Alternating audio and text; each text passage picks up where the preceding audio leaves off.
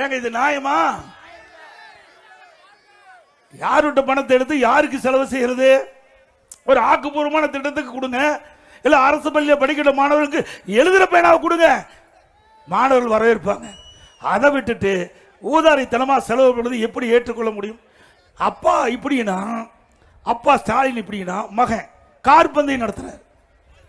பல 100 கோடி ரூபாய் செலவழிச்சு சென்னை மாநகரத்தில் கார் பந்தயம் நடத்துறார். இது தேவைங்களா? நம்முடைய மக்கள் காலுக்கு செருப்பு இல்லாமல் இருக்கின்ற மக்கள் பல பேர் இருக்கிறாங்க.